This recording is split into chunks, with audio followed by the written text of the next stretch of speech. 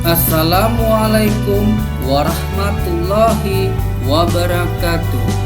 Semangat pagi dan salam guru penggerak. Tergerak, bergerak, menggerakkan. Perkenalkan, saya Doni Agus Susanto, peserta CGP Angkatan 9 dari UPT SPF SD 101864 Gunung Riti, Deli Serdang, Sumatera Utara. Pada kesempatan yang berbahagia ini, izinkan saya memaparkan tugas 2.1A8 koneksi antar materi pembelajaran berdiferensiasi. Masih dibersamai dengan Ibu Fasilitator Suci Cahyati dan pengajar praktik Ibu Jasima. Apa yang dimaksud dengan pembelajaran berdiferensiasi? Pembelajaran berdiferensiasi adalah pendekatan pembelajaran yang memperhatikan perbedaan individual siswa dalam belajar. Dalam pembelajaran berdiferensiasi,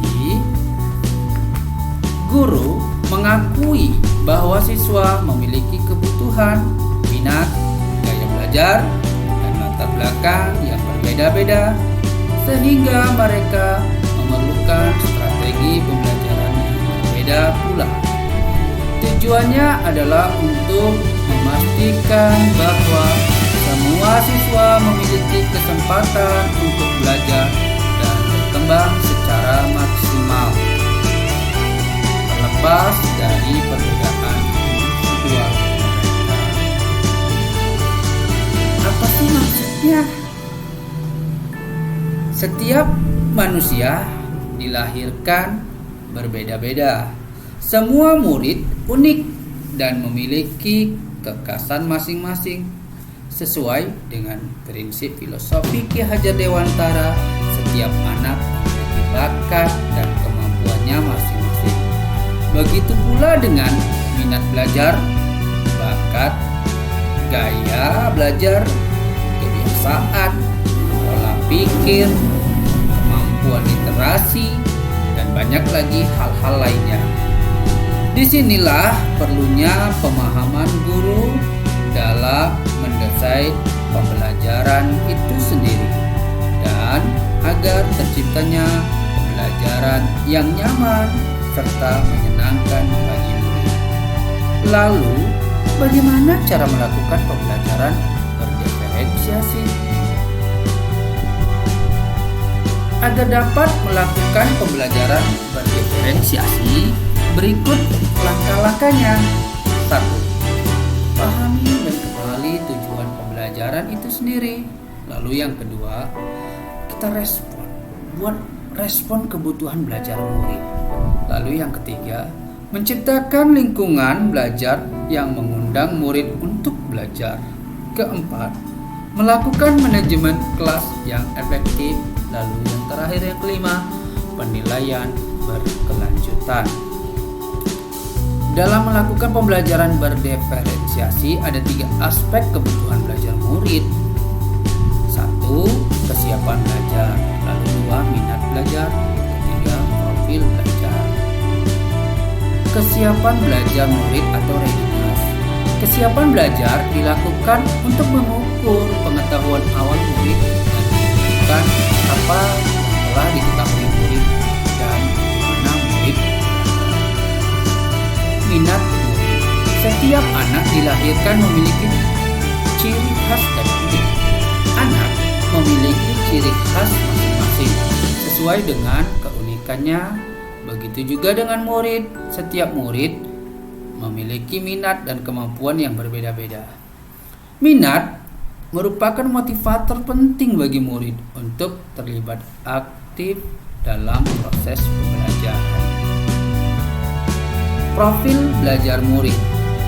Dalam menentukan profil belajar murid, kita harus mengenali dulu 4 hal berikut, yaitu yang pertama lingkungan, lalu yang kedua budaya, ketiga gaya belajar, dan keempat kecerdasan majemuk. Dalam menentukan kebutuhan belajar murid, dapat kita identifikasi sebagai berikut. 1. Amati perilaku murid. Lalu yang kedua, kita identifikasi pengetahuan awal. Lalu yang ketiga, review dan refleksi praktek pengajaran yang telah kita lakukan. Lalu yang keempat, berbicaralah dengan guru yang sebelumnya mengajar di kelas kita. Lalu selanjutnya, membaca rapot murid di kelas sebelumnya. Dan terakhir, menggunakan berbagai penilaian formatif dan diagnostik. Nah, hal ini dapat kita lakukan di awal pembelajaran. Dalam melakukan pembelajaran berdiferensiasi, ada strategi pembelajaran yang harus kita pahami, yaitu 1. Diferensiasi konten, 2. Diferensiasi proses, dan yang ketiga diferensiasi produk. Diferensiasi konten terkait dengan materi apa yang akan diajarkan guru pada murid sesuai dengan kebutuhan belajar murid, mulai dari kesiapan belajar, minat, dan profil belajar murid. Pada konten pembelajaran harus memperhatikan equalizer kebutuhan murid yang berdasarkan jenis informasi dari tingkat dasar kebutuhan murid, yaitu konvensional, bersifat mendasar, bersifat transformatif, konkret dan abstrak, sederhana, kompleks. Diferensiasi proses. Diferensiasi proses ini mengacu bagaimana siswa akan memahami, memaknai apa informasi atau materi yang akan dipelajari, cara memenuhi atau proses yang perlu disiapkan. Guru harus mengetahui apakah kesiapan belajar siswa secara mandiri ataupun kelompok. Apakah perlu guru memberikan bantuan belajar kepada siswa? Guru harus melihat siswa mana yang perlu mendapat bantuan belajar. Dapat dilakukan dengan pertanyaan pemandu. Apakah siswa bisa belajar secara mandiri?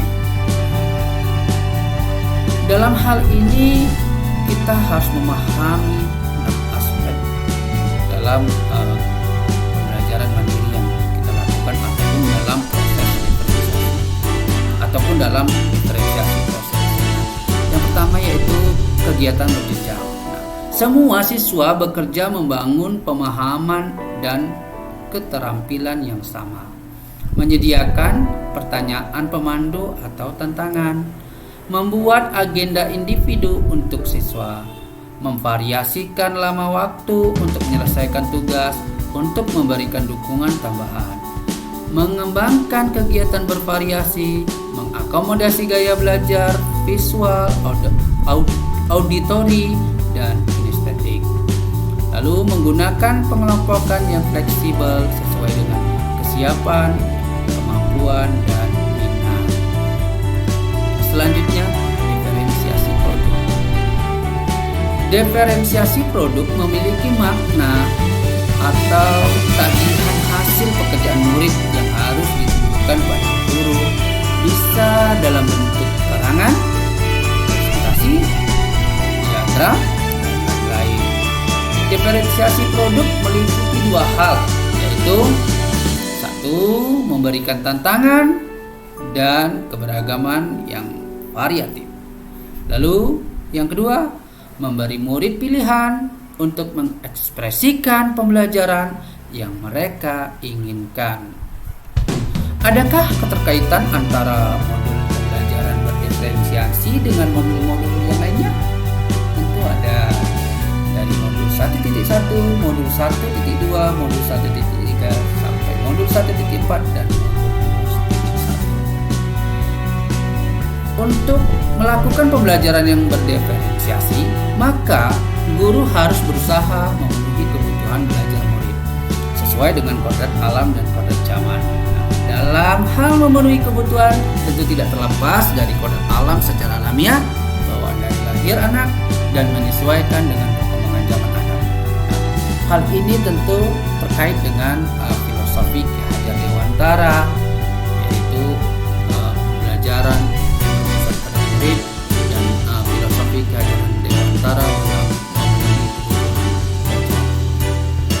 Selanjutnya, dalam hal melakukan pembelajaran berdiferensiasi, seorang guru penggerak harus mewujudkan pembelajaran yang berpihak pada murid, inovatif, kolaboratif, dan reflektif untuk menciptakan pembelajaran yang berdiferensiasi agar memenuhi kebutuhan murid. Nah, selanjutnya guru dapat mewujudkan kepemimpinan murid dengan menentukan murid agar dapat meraih kemerdekaannya dalam belajar. Hal ini sesuai dengan nilai dan peran guru penggerak. Pembelajaran berdiferensiasi merupakan salah satu strategi yang baik untuk digunakan dalam menerapkan pembelajaran yang bermakna pada murid. Hal ini juga sesuai dengan visi guru penggerak, yaitu berpihak kepada murid. Dalam pelaksanaan pembelajaran berdiferensiasi tentu sangat dipentingkan menanamkan budaya positif yang ada di sekolah dengan menerapkan keyakinan kelas yang sudah disepakati secara bersama. Tentu hal ini juga sesuai dengan nilai-nilai budaya positif. Demikianlah keterkaitan antar pembelajaran berdiferensiasi dengan modul-modul lainnya. Demikian pemaparan saya akhiri. Billahi taufik wal hidayah. Assalamualaikum warahmatullahi wabarakatuh. Terima kasih.